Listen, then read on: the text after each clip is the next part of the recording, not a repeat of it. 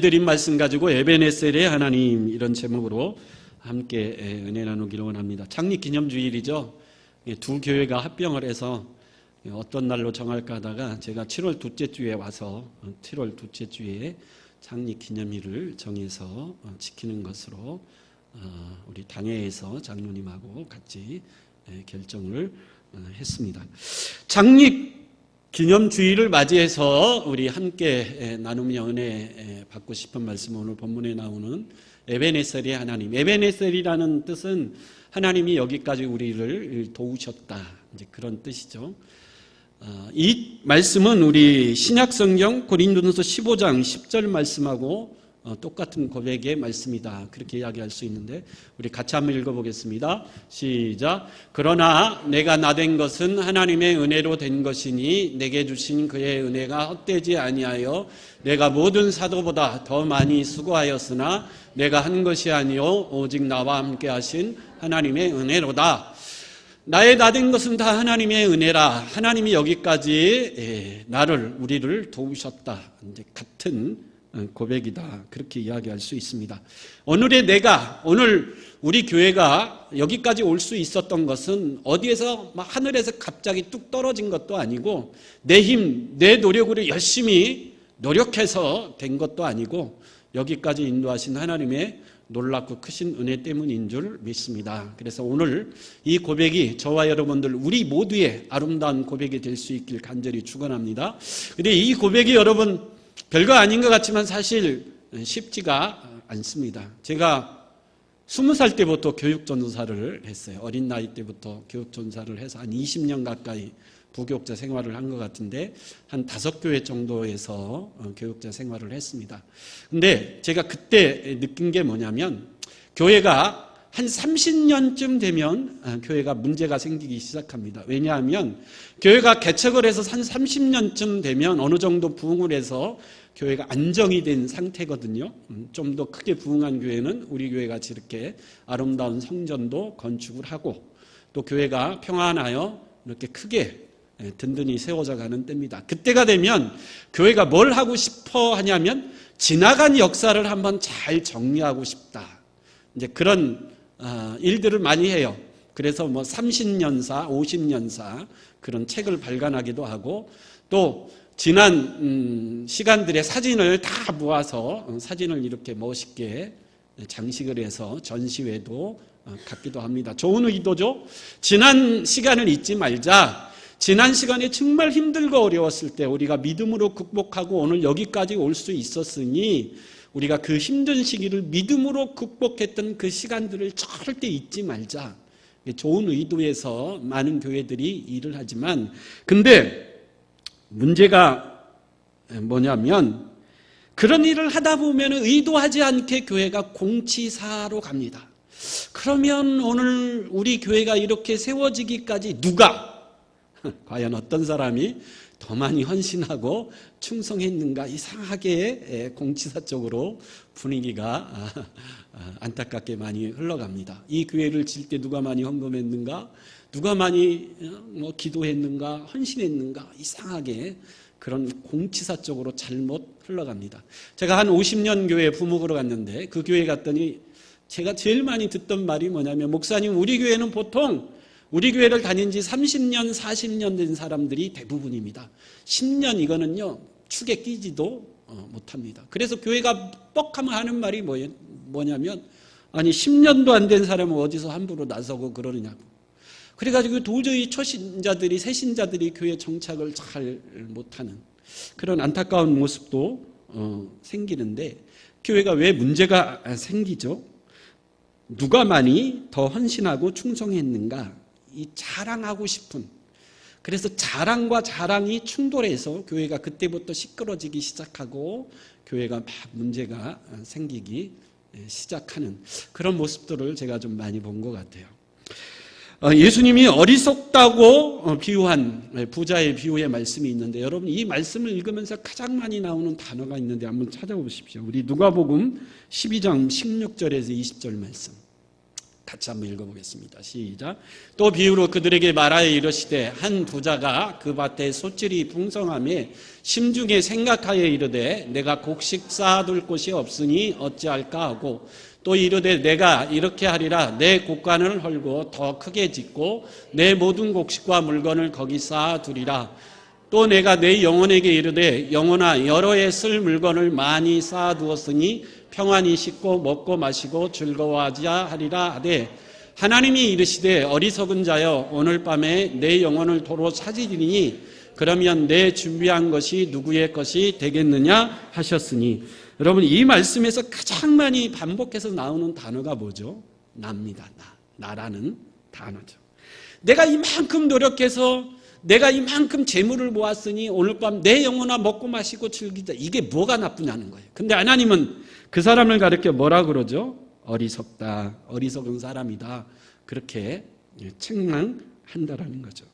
오늘 우리 교회가 있기까지 물론 많은 사람들의 눈물의 헌신과 기도가 있었기 때문에 오늘 여기까지 왔지만 누가 많이 더 헌신하고 누가 많이 더 일했는가? 이것을 따진다면 주님이 우리를 향해 뭐라 그런다 그러죠? 어리석다. 그렇게 말씀하신다라는 거죠. 그래서 여러분 우리는 매일 나를 뭐 해야 되죠? 죽여야 됩니다. 내가 아무리 많이 헌신하고 노력했어도 나는 죽고 우리 됨은 다 누구의 은혜다? 하나님의 은혜라. 내가 아무리 헌신하고 노력했어도 나 때문이 아니라 집사님 때문에, 나 때문이 아니라 권사님 때문에, 나 때문이 아니라 장로님 때문에, 나 때문이 아니라 성도님 때문에 당신이 오늘 이 교회를 위해서 이만큼 기도하고 노력하고 헌신했기 때문에 오늘 우리 교회가 이렇게 설 수 있었습니다.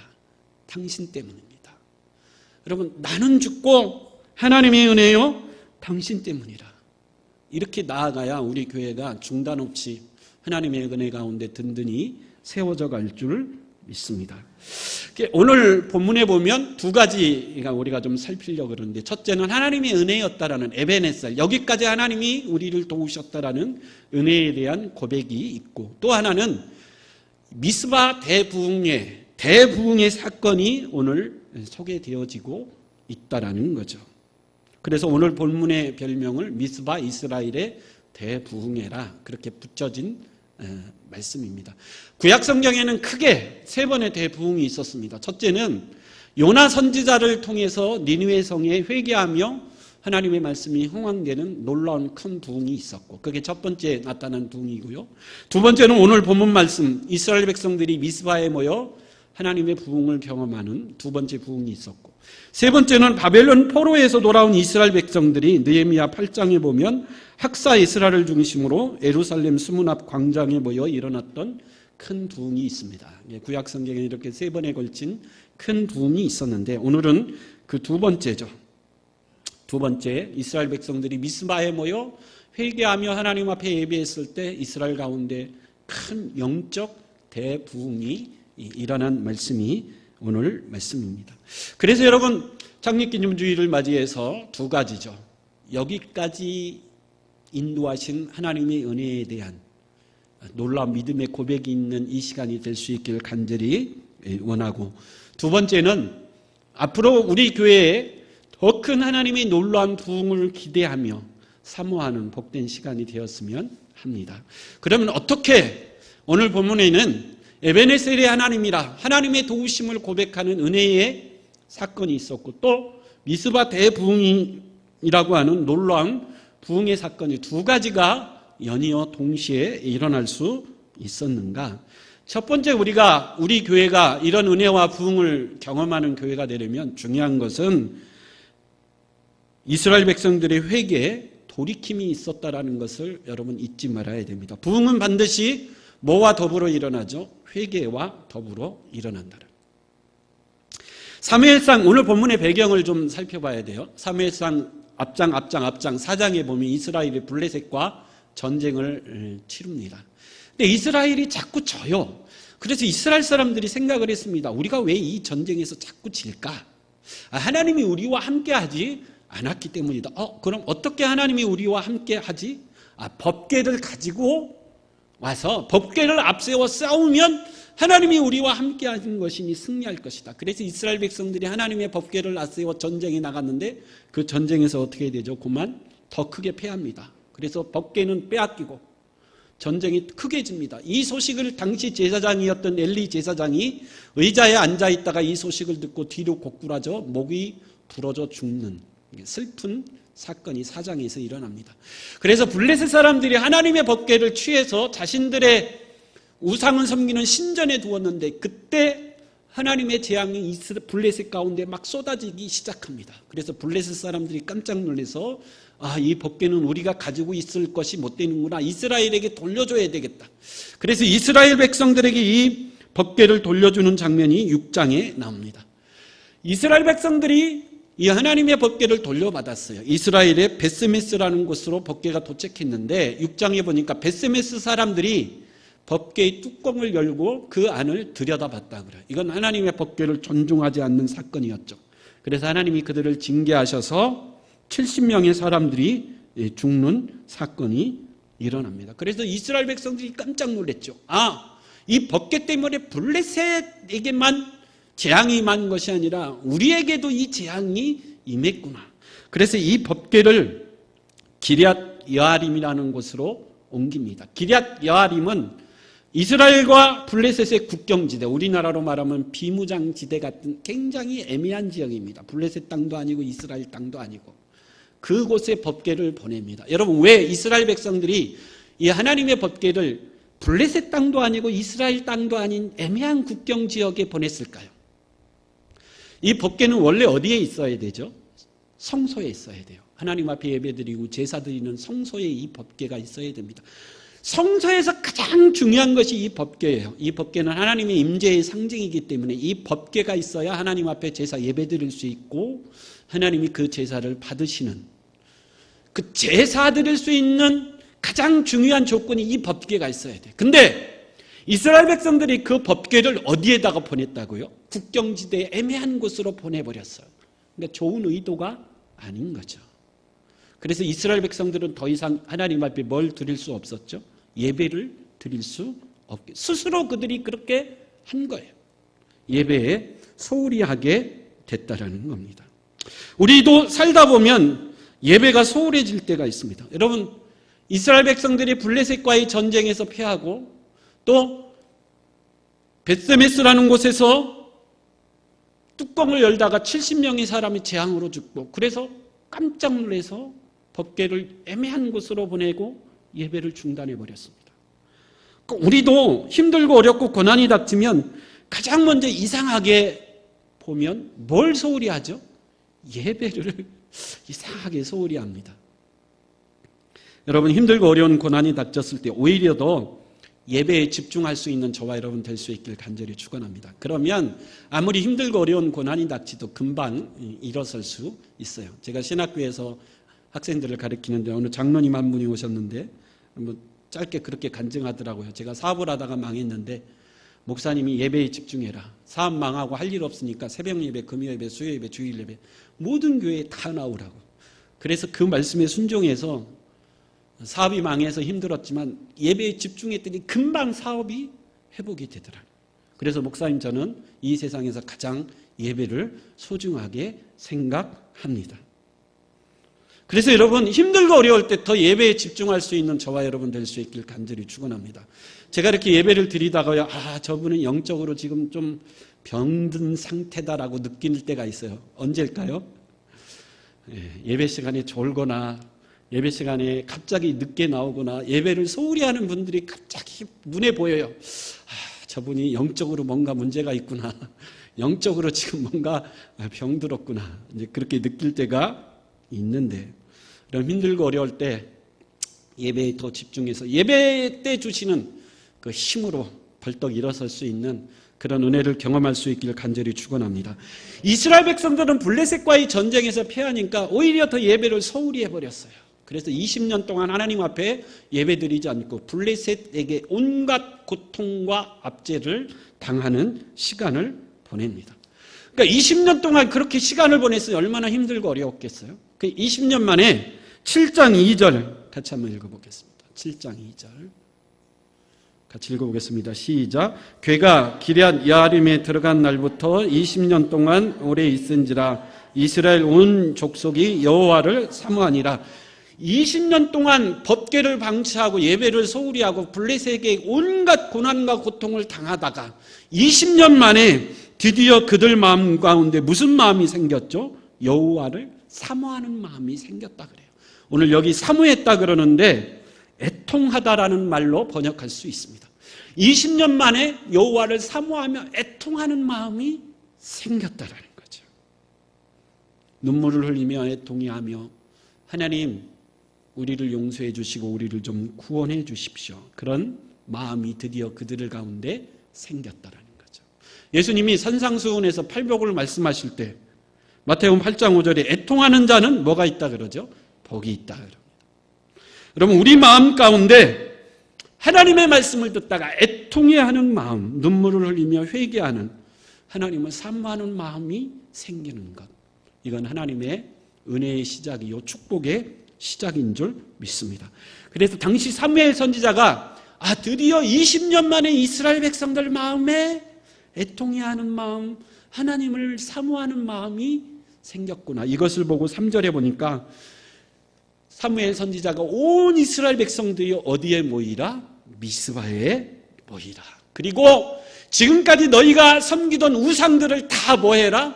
제하고 오직 여호와만을 뭐하라? 섬겨라. 그렇게 사무엘 선지자가 외쳤더니 온 이스라엘 백성들이 사무엘 선지자의 말을 듣고 그들이 20년 동안 섬겼던 우상을 다 제하여 버리고 하나님 앞에 나와 6절 한번 읽어볼까요? 6절 시작. 그들이 미스바에 모여 물을 길어 여호와 앞에 붓고 그날 종일 금식하고 거기에서 이르되 우리가 여호와께 범죄하였나이다 아니라 사무엘이 미스바에서 이스라엘 자손을 다스리.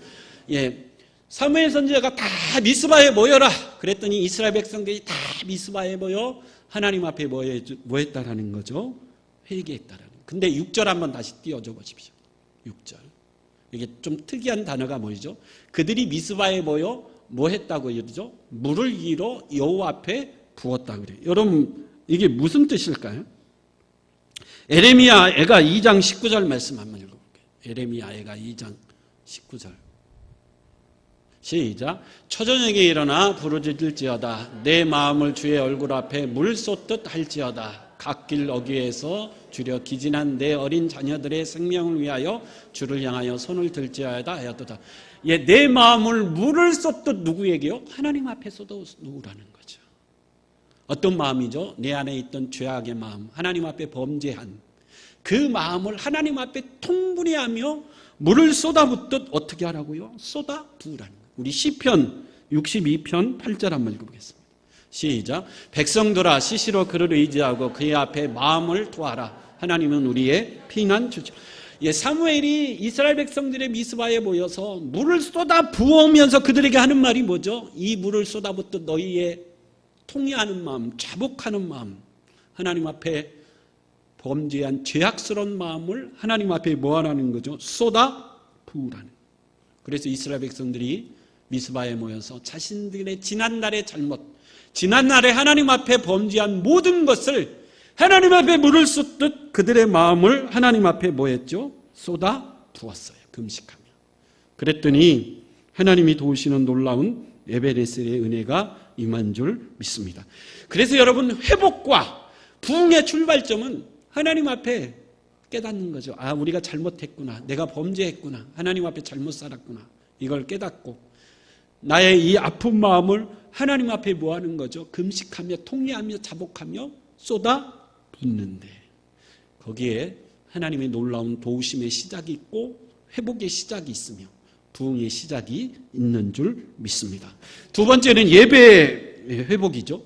이스라엘 백성들이 미스바에 모였다는 소식을 블레셋 사람들이 듣고 화가 나서 군대를 동원해서 이스라엘을 치려 올라왔습니다. 그랬더니 7절에 이스라엘 백성들이 이 소식을 듣고 두려웠다 그럽니다. 근데 여러분 사무엘이 온 이스라엘 백성들을 미스바에 모아놓고 이 소식을 들은 블레셋 사람들이 군대를 이끌고 쳐들어온다는 소식을 듣고 사무엘이 한 일이 뭐죠? 우리 9절 같이 한번 읽어보겠습니다. 9절 시작. 사무엘이 젖 먹는 어린 양 하나를 가져다가 온전한 번제를 여호와께 드리고 이스라엘을 위하여 여호와께 부르짖음에 여호와께서 응답하셨다 그럽니다. 지금 블레셋 군인들이 군대를 이끌고 쳐들어올 때 사무엘은 그 소식을 듣고 뭐 했다 그러죠? 하나님 앞에 온전한 번제를 드렸다. 오늘날로 말하면 뭐 하는 거죠? 예배를 드렸다라는. 여러분, 적들이 막 쳐들어온다는 소식을 들었을 때 여러분 뭘 선택하겠습니까? 하나님 앞에 예배를 선택하겠습니까? 전쟁을 준비하겠습니까? 사무엘은 20년 동안 블레셋에 패하고 이스라엘 백성들이 20년 동안 블레셋에게 고통당했던 가장 핵심적인 이유를 사무엘은 알았죠. 그들이 뭘 하지 못했기 때문에 예배를 드리지 않았기 때문이다. 그래서 블레셋 사람들이 군대를 동원해서 쳐들어오고 있는 상황에서도 이 백성들에게 이 위기의 상황에서 가장 필요한 것은 뭐의 회복이죠? 예배의 회복이라는 것을 외치고 있는 겁니다. 그래서 이스라엘 블레셋 군대들이 말을 타고 지금 쳐들어오는 그 위급한 상황에서도 사무엘은 그 백성들에게 말하고 싶은 거죠. 여러분, 우리는 예배하는 백성입니다. 예배하는 백성이 예배를 드리지 않았기 때문에 힘들고 어렵고 고통스러운 20년의 세월이 있었던 겁니다. 블레셋이 군대를 이끌고 지금 쳐들어온다는 그런 공포스러운 소식이 들려지고 있습니다. 여러분, 이럴 때 우리가 더욱 집중하고 힘써야 될 것은 하나님 앞에 뭐 하는 거죠? 예배드리는 거. 많은 사람들이 아니 예배드리다가 블레셋 사람들이 그때 마침 들이닥치면 어떡합니까? 근데 그들의 염려대로 우리 10절 한번 읽어보겠습니다. 10절 시작. 사무엘이 번제를 드릴 때에 블레셋 사람들이 이스라엘과 걱정했던 대로 사무엘이 하나님 앞에 예배를 드릴 때 블레셋 사람들이 마침 뭐 했다 그러죠? 쳐들어왔다라는 거죠. 이런 다급하고 위기스러운 순간에도 사무엘은 온 이스라엘 백성들에게 우리는 예배하는 백성이니 예배하다 뭐 하자? 죽자라는 거예요. 여러분, 예배에 집중하고 예배에 생명을 걸어야 될 줄 믿습니다. 가끔 어떤 분은 이런 분이 목사님 51년 52주 꼬박 하나님 앞에 예배 드리는데 어쩌다가 한두 번 빠지는 것 괜찮지 않을까요? 그렇다고 내가 신앙생활을 소홀히 하는 것도 아니고 그렇다고 내가 예배를 안 드리겠다, 교회를 안 나가겠다가도 아니고 1년 52주 중에 목사님 한두 번 빠지는 거 좀 괜찮지 않겠습니까? 그럼 제가 뭐라고 대답해야 됩니까? 그러라고 해야 돼요? 안 된다고 해야 돼요? 성경을 봐라. 성경이 뭐라 그러나? 여러분, 출애굽기 20장 8절에 안식일을 기억하여 거룩히 뭐해라? 지키라. 그래서 어느 목사님이 주일 성수 비유를 이렇게 비유하기도 했습니다. 자기 교회 어느 여자 집사님이 어느 날 와서 상담을 하는데 목사님, 제가 길을 가다가 우연히 첫사랑을 만났습니다. 앞으로 그 첫사랑을 다시 만나 친구처럼 지내도 될까요? 안 될까요? 그럼 제가 뭐라고 대답해 줘야 될까요, 여러분? 만나라고 그래야 돼요? 안 된다고 그래야 돼요? 안 됩니다. 당신을 사랑하는 남편이 있지 않습니까? 만나지 마십시오. 그러자 그 여집사님이 이렇게 얘기했다 그래요. 목사님, 물론 제 남편을 사랑합니다. 제 남편은 365일 매일 같이 있습니다. 근데 어쩌다 한 2, 3일 친구처럼 만나는 것이 잘못된 겁니까? 여러분, 잘못된 겁니까? 그렇게 해도 됩니까? 그래도 안 됩니다. 여러분, 하나님이 52주 거룩히 약속된 주의 날은 반드시 주님 앞에 나와 예배드리라고 말씀하고 있어요. 물론 하나님 사랑합니다. 평생 하나님을 떠나지 않을 겁니다. 근데 어쩌다가 한두 번 좀 빠져도 될까요? 안 될까요? 그럼 하나님 우리를 최고로 사랑하시는 분인 줄 믿습니다. 그분이 우리를 만드셨고 그분이 나를 구원하기 위하여 아들을 아낌없이 보내주셨고 또 우리를 천국으로 인도하실 분이 우리 하나님 아버지이신 줄 믿습니다. 그분이 우리에게 가장 원하시는 것은 6일 동안은 힘써 세상에 살고 마지막 7일 주일날은 주의 날이니 하나님 앞에 예배하는 날이 되기를 간절히 원하시는 분이 바로 우리 하나님이신 줄 믿습니다. 그래서 하나님 앞에 예배하는 것이 우리 인생의 가장 중요한 생의 목적이요 인생의 목적이 되어야 될 줄 믿습니다. 블레셋이 쳐들어온다는 소식을 듣고도 사무엘은 이스라엘 백성들과 함께 번제를 드리며 하나님 앞에 예배드렸어요. 근데 그때 걱정하던 대로 블레셋 군대가 이스라엘을 급습했습니다. 근데 어떤 일이 벌어졌죠? 하나님이 하늘에 큰 천둥 소리를 발하시매 블레셋 군인들이 깨달았죠. 이건 저들이 믿는 하나님 신이 우리를 치시는 것이다. 깜짝 놀래 이스라엘 백성들이 블레셋이 도망가고 블레셋 사람 이스라엘 백성들이 그 블레셋을 뒤쫓아가 크게 무찔러 그 승리를 기념하기 위하여 돌을 하나 세워놓고 뭐라 그러는 거죠? 에베네셀의 하나님이라. 여러분, 하나님을 사랑하고 하나님을 예배하는 자는 반드시 도와주시는 우리 하나님이신 줄 믿습니다. 그래서 그 큰 승리, 그 승리를 기념하기 위해서 에베네셀의 하나님이라 불렀다는 거죠. 마지막 세 번째는 기도입니다. 여러분, 이스라엘 백성들이 제일 잘하는 것이 있죠. 힘들고 어려운 일이 생겼을 때 하나님을 원망하고 지도자를 원망하고 또 도망치는 것. 이것이 이스라엘 백성들의 주특기였어요. 그런데 오늘 본문에 보면 블레셋 사람들이 쳐들어온다라는 소식을 듣고 이상하게도 이스라엘 백성들은 원망하거나 도망치지 않고 8절 한번 읽어보겠습니다. 8절 시작. 이스라엘 자손이 사무엘에게 이르되 당신은 우리를 위하여 우리 하나님 여호와께 쉬지 말고 부르짖어 우리를 블레셋 사람들의 손에서 구원하시게 하소서. 이제는 원망하고 도망치는 것이 아니라 사무엘에게 찾아가 우리를 위해서 대신 뭐 해달라 그러죠? 기도해 달라. 여러분, 교회가 부흥하려면 어떤 일이 생깁니까? 교회가 큰 위기, 어려운 일을 만났을 때 원망하고 도망치는 것이 아니라 그럴 때 뭐에 집중한다라는 거죠?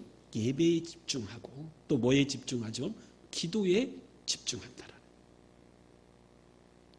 이 어려움이 누구 때문이라 원망하는 것이 아니라 이것을 위해서 우리 다 함께 모여 뭐 하자라는 거죠? 기도하자라는 거죠. 그때 하나님의 놀라운 은혜가 임한다라는 겁니다. 우리 시편 99편 6절 말씀 한번 읽어보겠습니다. 시작. 그의 제사장 중에는 모세와 아론이 있고 그의 이름을 부르는 자들 중에는 사무엘이 있도다. 그들이 여호와께 간구하며 응답하셔. 이게 무슨 말이죠? 하나님이 이 땅을 보셨어요. 특별히 누구를 찾으십니까? 여호와의 이름을 부르며 기도하는 자를 찾으셨더니 제사장들 중에는 누구죠? 모세와 아론이 있고 또 누가 있어요? 사무엘이 있다라는 것을 하나님이 보시고 그들의 기도에 뭐 하셨다라는 거죠? 응답하셨다. 하나님은 오늘 또 예배하는 자, 기도하는 자를 찾고 계시는 줄 믿습니다. 사도행전에 보니까 하나님이 기도하는 자를 찾으시는데 이방인 고넬료가 기도하는 모습을 보셨다 그래요. 하나님의 기도하는 자를 찾으시는데 루디아라는 여인이 기도하는 것을 보셨다 그래요. 그래서 그들에게 하나님의 천사를 보내시기도 하시고 기도하는 그들에게 하나님의 사도들을 보내시기도 하셨다라는 겁니다. 하나님이 기도하는 자를 찾으셨는데 사무엘이 기도하는 것을 보시고 사무엘의 기도에 응답하시는 줄 믿습니다. 그래서 사무엘상 오늘 7장 9절에 보면 사무엘이 이스라엘을 위하여 여호와께 부르짖으며 여호와께서 사무엘의 기도에 뭐 했다 그러죠? 응답하셨다라. 사무엘은 그럼 어떻게 하면 기도의 사람이 될 수 있었을까요? 그의 어머니 한나의 아름다운 유산인 줄 믿습니다. 그의 어머니 한나는 너무 유명한 기도의 여인이었고 기도의 어머니였죠. 그의 아들 사무엘은 그의 어머니 한나로부터 이 기도의 유산을 물려받아서 사무엘은 평생 기도하는 기도의 사람이 되었고 하나님이 그를 보시고 그의 기도에 응답하시는 놀라운 은혜의 역사가 있었다라는 겁니다. 그래서 여러분 힘들고 어렵고 고난이 닥칠고 그때 뭐에 집중해야 되죠? 예배에 집중해야 돼요. 두 번째 뭐에 집중해야 됩니까? 기도에 집중할 수 있는 우리 교회 요청하 여러분들이 될 수 있길 간절히 축원합니다. 이런 이스라엘 백성들에게 하나님이 어떤 더 구체적인 은혜를 주셨는가? 우리가 읽지 않았지만 13절 14절에 보면 블레셋 사람들이 이스라엘에게 굴복하여 다시는 이스라엘 지역 안에 들어오지 못하도록 하나님이 막아주셨고 이스라엘 백성 블레셋에게 빼앗던 성읍들을 도로 찾았고 아모리 사람들과도 화평했다 그럽니다. 이건 무슨 말이죠? 그 당시에 가장 극악무도했던 족속이 아모리 사람인데 하나님이 그 아모리 사람과도 평화를 이루며 지낼 수 있는 복된 은혜를 부어 주셨다는. 그래서 오늘 창립기념주의를 맞이해서 우리가 할 수 있는 가장 좋은 고백은 우리가 여기까지 올 수 있었던 건 누구의 은혜죠? 하나님의 크신 은혜였다라는 것. 그리고 여러분, 하나님의 크신 은혜로 여기까지 우리가 왔지만 그래도 내 안에 우리 안에 하나님 앞에 범죄한 것이 있다면 통회하고 자복하는 회개의 모습이 있어야 되고 또 예배에 집중하고 기도에 집중할 수 있는 우리 교회가 되어서 하나님의 은혜를 고백하는 것과 동시에 하나님이 베푸시는 이 놀라운 부흥과 축복들을 더 누리며 나아갈 수 있는 우리 교회요 저와 여러분들의 인생이 될 수 있기를 간절히 축원합니다. 아멘.